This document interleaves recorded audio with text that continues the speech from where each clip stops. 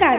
महाराष्ट्रातील विविध क्षेत्रातील बातम्या झटपट आपल्या मोबाईलवर पाहण्यासाठी लगेचच सबस्क्राईब करा राष्ट्रशक्ती लाईव्ह न्यूज आणि सोबत बेल आयकॉन प्रेस करायला विसरू नका. मंचावरील सर्व मान्यवर आणि उपस्थित सर्व भगिनी आणि बंधूंनो, आज मला अतिशय समाधान आहे की मोठ्या मालकांच्या पुतळ्याच्या अनावरणाच्या निमित्ताने या ठिकाणी येण्याची संधी मला मिळाली. खरं म्हणजे मोठ्या मालकांसोबत विधानसभेतही काम करण्याची संधी मला मिळाली आणि त्यानंतर दीर्घकाळ त्यांचं मार्गदर्शन घेण्याची संधी पण मला मिळाली. समाजामध्ये अशा प्रकारचे निस्पृह नेते हे आपल्याला फार कमी वेळा बघायला मिळतात. खरं तर अनेक वेळा काही लोक जन्माने मोठे असतात, राजाच्या घरी जन्माला येतात, खूप श्रीमंताच्या घरी जन्माला येतात, पण काही लोक असे असतात की जे स्वतःच्या कर्माने आणि कर्तृत्वाने मोठे होतात. त्यातले खऱ्या अर्थानं मोठे मालक या ठिकाणी सुधाकरतांचं परिचारक होते, ज्यांनी आपल्या कार्याने, आपल्या कर्माने, आपल्या कर्तृत्वाने हे मोठेपण या ठिकाणी मिळवलं. आणि म्हणूनच आपण जर त्यांच्या जीवनाचा आलेख बघितला, आपण त्यांना मालक म्हणायचो, मोठे मालक म्हणायचो, पण त्यांच्याकरता मालक एकच होता, तो म्हणजे पंढरपूरचा पांडुरंग. त्या पांडुरंगाला मालक समजून ते काम करायचे आणि त्यांना मालक म्हणत असलो तरीही त्यांचा भाव हा कधी मालकाचा नव्हता. सेवेकराच्या भावाने सामान्य माणसाची, जनतेची, समाजाची सेवा करणं हे अविरत आजन्म त्यांनी सुरू ठेवलं. आणि म्हणूनच आज त्यांच्या जाण्यानंतर ज्यावेळेस त्यांच्या पुतळ्याचं उद्घाटन होत आहे आणि मी अगदी 13 तारखेला रात्री फोन केला आणि प्रशांत मालकांना म्हटलं की मी सोलापूरच्या विमानसेवेचं उद्घाटन करायला येतोय आणि मला असं वाटतं की शक्य असेल तर बरेच दिवस झाले आपल्याला या ठिकाणी मोठ्या मालकांच्या पुतळ्याचं उद्घाटन करायचं आहे आणि माझी इच्छा आहे की त्या दिवशी आपण करू शकलो तर अधिक चांगलं होईल. आणि बघा, केवळ 2च दिवसाच्या नोटीसवर म्हणजे 1 दिवसाचा वेळ मिळाला आणि इतका मोठा जनसमुदाय या ठिकाणी एकत्रित आला. हे मोठ्या मालकांनी कमावलेलं प्रेम आहे. त्यामुळे मगाशी प्रशांत मालक म्हणत होते की आपण सत्तेवर नसलो तरी तुम्हाला एक सांगतो, राजकीय सत्ता येते जाते, आपल्यापैकी सर्वांनीच अनुभवलेला आहे. माझ्यापेक्षा जास्त तर कोणीच अनुभवलेलं नाही. सत्ता कधी येते कधी जाते हे सांगता येत नाही, पण ज्यांची सत्ता ही समाजाच्या मनावर असते, ती अखंड सत्ता असते, ती सत्ता कधीच जात नाही. आणि पंतांची सत्ता ही समाजाच्या मनावर असल्यामुळे आज ही सगळी मंडळी जे या ठिकाणी आली आहे, त्यांना जर तुम्ही निमंत्रणही दिलं नसतं आणि त्यांना जर समजलं असतं की अशा प्रकारचा कार्यक्रम आहे, तरी हे सगळे लोक या ठिकाणी मोठ्या मालकांच्या प्रेमापोटी आले असते. ही खरी मोठ्या मालकांची कमाई आहे. त्यांच्या खात्यामध्ये केवळ 5 लाख रुपये असतील, पण 50 लाख लोकांच्या मनामध्ये त्यांच्याबद्दल जी आस्था आहे ती खरी मोठ्या मालकांची संपत्ती आहे. हे आपण सगळ्यांनी लक्षात घेतलं पाहिजे. आणि म्हणून एक आगळं वेगळं अशा प्रकारचं व्यक्तिमत्व, धोतर कुर्ता टोपी घातलेलं आणि प्रत्येकाशी आस्थेने बोलणारं, एक प्रकारे संवाद करणारं, त्याच्या भाषेमध्ये संवाद करणारं, त्याला पटेल, त्याला रुचेल त्याला आवडेल अशा पद्धतीनं संवाद करणारं व्यक्तिमत्व आणि त्याचसोबत एक शिस्तप्रिय कणखर अशा प्रकारचं व्यक्तिमत्व देखील मोठ्या मालकांमध्ये आपल्याला पाहायला मिळालं. सामान्यातल्या सामान्य माणसाची चिंता ते अशी करायची की मालकांची सवय होती सकाळी 6:30 पासून दरबार लावायचे, वाड्यावर समोर येऊन बसायचे आणि पेपर टाकणारा जो व्यक्ती आहे, एक दिवस तो पेपर टाकून जात होता, त्याला मालकाने आवाज दिला, अरे इकडे ये. त्याला समजे ना मालकाने का बोलवलं, काही चुकलं का. मालक आत गेले, एक पेढ्याचा डबा घेऊन आले, त्याच्या हाती डबा दिला, त्यातला एक पेढा त्याच्या तोंडात घातला, त्याला म्हणाले तुझा जन्मदिवस आहे मला माहिती आहे म्हणून तुझं अभिनंदन करण्याकरता हा पेढ्याचा डबा या ठिकाणी दिला. ही जी संवेदनशीलता त्यांच्यामध्ये होती, सामान्य माणसाची सेवा करायची आहे. आज एवढ्या संस्था त्यांच्या माध्यमातून उभ्या झाल्या, त्या संस्थांना त्यांनी नेतृत्व दिलं आणि या सगळ्या संस्था उभ्या करत असताना त्यांच्यामध्ये एकच भाव होता की या कुठल्याच संस्थेचा मी मालक नाही आहे, मी विश्वस्त आहे, कोणाकरता तरी हे कार्य मी करतो आहे आणि म्हणून प्रत्येक संस्था अत्यंत सचोटीनं त्या ठिकाणी चालवण्याचं काम हे मालकांनी केलं. आणि म्हणूनच आज आपण पाहतोय की ज्या ज्या संस्थेला मालकांचे हात लागले त्या परिस्पर्शाने त्या संस्थेचं सोनच झालेलं आपण या ठिकाणी बघितलं. आज या पांडुरंग परिवाराने वेगवेगळ्या कारखान्यांच्या माध्यमातून, वेगवेगळ्या संस्थांच्या माध्यमातून केलेलं कार्य असेल, त्यांच्या माध्यमातून बँकेचं असलेलं कार्य असेल, बाजार समितीचं कार्य असेल, कुठलंही कार्य तुम्ही बघा, समाजातली परिवर्तन घडवणारी प्रत्येक संस्था ही मालकांनी उभी केली, त्याला नेतृत्व दिलं, त्याच्यात पारदर्शिता आणली आणि त्यातनं सामान्य माणसाचं कल्याण केलं. आणि म्हणूनच इतके वर्ष जे काही प्रेम त्यांना मिळालं त्याचं नेमकं कारणच हे होतं. बघा, ज्यावेळेस मोठे मालक या कोरोनामुळे त्या ठिकाणी दवाखान्यामध्ये भरती होते, तब्येत खराब होती आणि अशात एक दिवस त्यांनी फोन मागितला आणि कोणाला समजेना की त्यांनी फोन का मागितला आहे, पण त्यांनी फोन मागितला. कारखान्याच्या मॅनेजरला फोन केला आणि म्हणाले, अरे बाबा ते ऊसाचे पैसे दिले की नाही, शेतकऱ्यांची अडचण होईल, शेतकऱ्यांना वेळेवर पैसे मिळाले पाहिजे. म्हणजे आपण जगणार आहोत की आपलं काय होणार आहे याची कल्पना नाही. कदाचित अशा प्रकारच्या पुण्यात्म्यांना आपल्या मृत्यूची चाहूल लागते, ती चाहूलही कदाचित त्यांना लागली असेल, पण अशातही कर्तव्याला ते कधी मुकले नाहीत, कर्तव्यापासून दूर गेले नाहीत. त्यांनी हाच विचार केला की जर कुठे उशीर झाला तर माझ्या शेतकऱ्याला अडचण येऊ नये, म्हणून तीच धडपड त्यांच्या ठाई आपल्याला पाहायला मिळाली.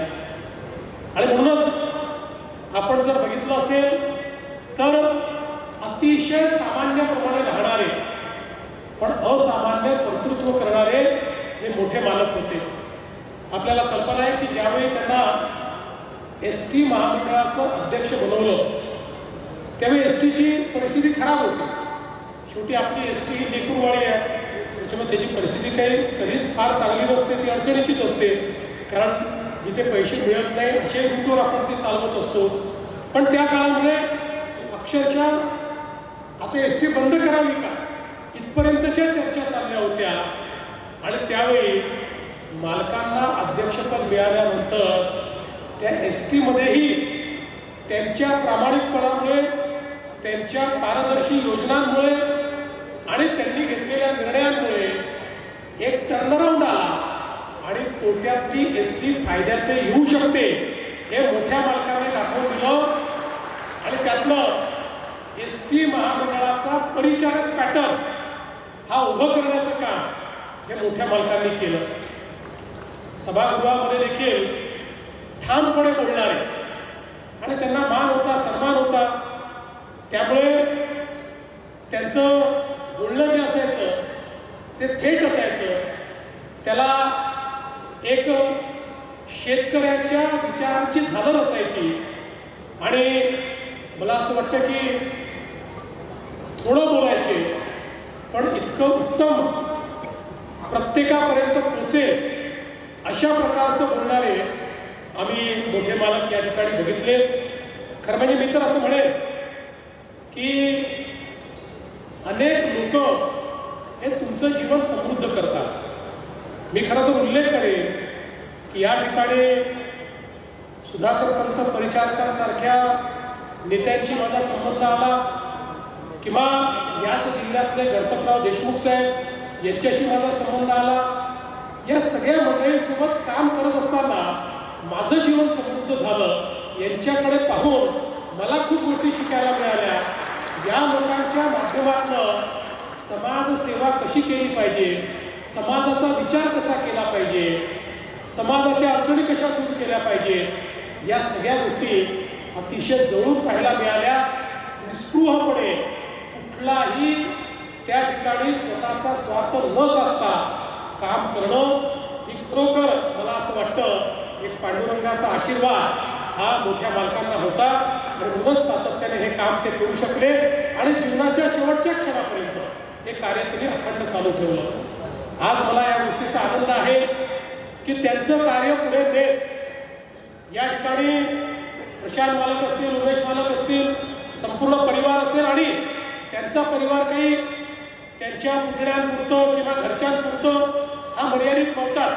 त्यांचा इतका अखंड परिवार होता कारण जात पात धर्म भाषा प्रांत किंवा पक्ष याच्या पलीकडे जाऊन सगळ्यांना मदत करण्याची त्यांची प्रवृत्ती होती.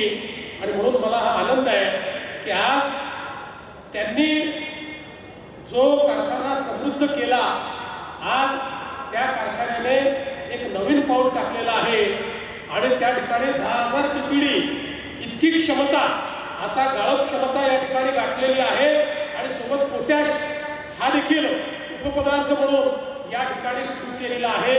मी त्याबद्दल पांडुरंग परिवाराचं अतिशय मनापासून अभिनंदन करतो कारण सातत्याने शेतकऱ्यांकरता नवनवीन प्रयोग करणे, शेतकऱ्यांना उचित FRP देणे, या सगळ्या गोष्टी या परिवाराने नित्यनेमाने केल्या आहेत. आता येताना मी मालकांना असं म्हटलं, प्रशांत मालकांना, की आता तुम्ही पोटॅशवर गेला पण तुम्ही CBG वर गेलं पाहिजे. आता नुकतंच देशातला पहिला सहकारी साखर कारखान्यातला CBG प्लॅन्ट हा आपण त्या ठिकाणी माननीय अमित शहा साहेबांच्या हाताने सुरू केला कोल्ह्याच्या कारखान्यामध्ये. आणि ज्याला आपण सर्क्युलर इकॉनॉमी म्हणतो, म्हणजे इथेनॉल तयार करत असताना जो स्पेंट वॉश आणि जी प्रेसमड तयार होते त्याचाही आता उपयोग करून तुम्ही त्या ठिकाणी मिथेन गॅस तयार करू शकता आणि त्या माध्यमातून तुम्ही CBG तयार करून त्या इंधनावर, अतिशय क्लीन इंधनावर गाड्या चालवू शकता, त्याच्यावर सर्व प्रकारचं काम करू शकता. म्हणजे आतापर्यंत ज्या गोष्टी टाकाऊ होत्या त्या सगळ्या गोष्टी आता कारखान्याच्या अर्थव्यवस्थेचा भाग बनू शकतायत. आणि म्हणून अशा प्रकारचा CBGचा प्लॅन हा तुम्ही उभा केला पाहिजे असं मी त्यांना सांगितलं. ते हुशार आहेत. त्यांनी लगेच मला सांगितलं, म्हणाले मी अमित भाईंचं भाषण ऐकलं होतं आणि अमित भाईंनी सांगितलं होतं की देशामध्ये 15 कारखाने ते निवडणार आहे की ज्याला CBG करता केंद्र सरकार प्रायोगिक स्तरावर त्या ठिकाणी मदत करणार आहे. आणि मग लगेच त्यांनी सांगितलं मग तुम्ही आता पांडुरंगलाही त्याच्यामध्ये सामील करून टाका. मी तुम्हाला निश्चितपणे त्या मालक या ठिकाणी आश्वस्त करतो की तुमचा वकील म्हणून, पांडुरंगचा वकील म्हणून तुमची केस घेऊन मी अमित भाईंकडे जाईल आणि त्यांना सांगेल की वर्षानुवर्ष अतिशय सचोटीने प्रामाणिकपणे चालणारा कारखाना आहे. त्यामुळे भारतात जे 15 कारखाने तुम्ही निवडणार आहेत त्यात आमच्या पांडुरंगचाही समावेश तुम्ही करा. अशा प्रकारची भूमिका आहे निश्चितपणे त्या ठिकाणी मी मांडेन. आज खरं म्हणजे आपल्या मंचावर अनेक प्रमुख नेते उपस्थित आहेत आणि त्या सगळ्यांची भाषणं व्हायला पाहिजे होती कारण सगळ्यांना मालकांबद्दल खूप प्रेम आहे. प्रत्येकाजवळ मोठ्या मालकांच्या खूप आठवणी आहेत. पण आजचा सगळा माझा कार्यक्रम बदलला. तर आपल्याला माहिती आहे की गडचिरोलीमध्ये आज 61 माओवाद्यांनी आणि त्यातला जो सगळ्यात प्रमुख नेता आहे त्यांनी आत्मसमर्पण केलं आणि महाराष्ट्रातला माओवाद हा पूर्णपणे आज संपला. आणि त्याकरता मला अचानक तिकडे जावं लागल्यामुळे इकडे येताना उशीर झाला आणि मला सोलापूरहून पुन्हा विमान पकडायचं होतं. आणि म्हणून हे सर्व नेते मंडळींची भाषणं ही आम्हाला कट करावी लागली आणि थेट माझं भाषण करावं लागलं. म्हणून आपल्या सर्वांचे, या सर्व नेत्यांचे मी पांडुरंग परिवाराच्या वतीनं मी त्यांची क्षमा मागतो. आणि आज हा अतिशय सुंदर कार्यक्रम आपण या ठिकाणी केला आहे. खरं म्हणजे नुकतंच आपल्याला माहिती आहे एक फार मोठा महापूर आपल्या सोलापूर जिल्ह्यात आला. आपल्या महाराष्ट्रातच मोठ्या प्रमाणात अतिवृष्टी आणि महापूर, पण त्याचा सर्वाधिक जर परिणाम आपल्याला कुठे पाहायला मिळाला तर तो सोलापूर जिल्ह्यामध्ये पाहायला मिळाला. मोठ्या प्रमाणात आतोनात अशा प्रकारचं नुकसान आमच्या शेतकऱ्यांचं झालं. आमच्या शेतकऱ्यांचं जेव्हा असं नुकसान होतं त्यावेळी त्यांचं आर्थिक आणि मानसिक हे सगळं नुकसान कुठलंच सरकार भरून देऊ शकत नाही.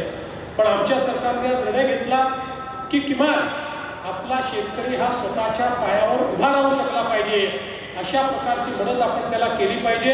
आणि म्हणून जवळपास 32,000 कोटी रुपयाचं पॅकेज हे आपण शेतकऱ्यांना त्या ठिकाणी दिलं. आणि आजपर्यंत जेवढ्या मदती झाल्या त्यात सर्वाधिक मदत ही यावेळेस करण्याचा निर्णय आपण घेतला. आमचा प्रयत्न आहे दिवाळीपूर्वी शेतकऱ्यांच्या खात्यामध्ये हे पैसे गेले पाहिजे, त्याची सुरुवात आम्ही केली आहे. वेगानं ते काम आम्ही करतो. आणि यासोबत आमचे पालकमंत्री यांनी, जयकुमार गोरेजींनी या सगळ्या पुराच्या परिस्थितीत खूप चांगलं काम केलं. त्यांनी हा प्रयत्न केला आहे ज्या शेतकऱ्यांचं ज्यांचं नुकसान झालेलं आहे त्यांच्या घरी या दिवाळीच्या निमित्ताने दिवाळीचा सगळा शिधा असेल, आमच्या बहिणींकरता भेटवस्तू असतील त्याही पोचवण्याचा आपला प्रयत्न आहे. आणि पुन्हा एकदा आपला शेतकरी स्वतःच्या पायावर उभा राहायला पाहिजे याकरता पूर्ण ताकद आपण लावतो. आणि मला आनंद आहे की हा महाराष्ट्र कसा आहे बघा, सरकारने काम सुरू केलं तर अख्खा महाराष्ट्र सरकारच्या पाठीशी उभा राहिला. अनेक लोकांनी आपापल्या परीनं त्या ठिकाणी जी मदत करता येईल ती मदत केली. आत्ताच पांडुरंग परिवाराने 1 कोटी रुपये हे मुख्यमंत्री सहायता निधीला दिले. आता या मंचावरच अनेक चेक मला या ठिकाणी मिळाले. आणि मी तुम्हाला सांगतो मला इतका आनंद आहे. अनेक वेळा लहान लहान माणसांचं मोठेपण आपल्याला पाहायला मिळतं. अशा पद्धतीनं आमच्या शेतकऱ्यावर संकट आल्यानंतर आमच्या पुण्यातला एक चहावाला यांनी 1.5 लाख रुपये चहा विकून जमा केले होते, ते पूरग्रस्त निधी करता त्या ठिकाणी दिले. अगदी लहान लहान मुलांनी आपल्या गुल्लकीत केलेले पैसे त्या ठिकाणी दिले. एक अतिशय म्हातारे आजोबा त्यांनी पेन्शनचे पैसे त्या ठिकाणी दिले. त्यामुळे आपल्या महाराष्ट्रातली माणुसकी ही आपल्याला अशा परिस्थितीत पाहायला मिळते. शेतकऱ्यावर संकट आल्यानंतर उभा महाराष्ट्र त्याच्या पाठीशी आज उभा आहे, हे चित्र आपल्याला पाहायला मिळत आहे. आणि म्हणून मी आपल्याला आश्वस्त करतो, शेतकरी असेल किंवा महाराष्ट्रातला कुठलाही नागरिक असेल त्याच्या पाठीशी आम्ही आहोत. आणि विशेषतः या ठिकाणी उत्तम काम करणाऱ्या पांडुरंग परिवारासारख्या ज्या संस्था आहेत या संस्थाच्या पाठीशी खंबीरपणे आम्ही उभा आहोत हे देखील या निमित्ताने मी सांगू इच्छितो. त्यामुळे प्रशांत मालकांनी यापुढे तरी आम्ही सत्तेत नाही असं म्हणू नये. आम्ही सत्तेत आहोत म्हणजे तुम्हीच सत्तेत आहात हे लक्षात ठेवलं पाहिजे. आणि या ठिकाणी निश्चितपणे मालकांचं काम हे पुढे नेण्याचं काम हे तुम्ही केलं पाहिजे. तुम्ही करताच आहात, ते अधिक पुढे नेण्याचं काम हे आपण करावं अशा प्रकारची आपल्याला विनंती करतो. आणि या चांगल्या कार्याकरता आपण मला निमंत्रित केलं त्याबद्दल आपले आभार मानून माझे 2 शब्द संपवतो. धन्यवाद. जय हिंद, जय महाराष्ट्र.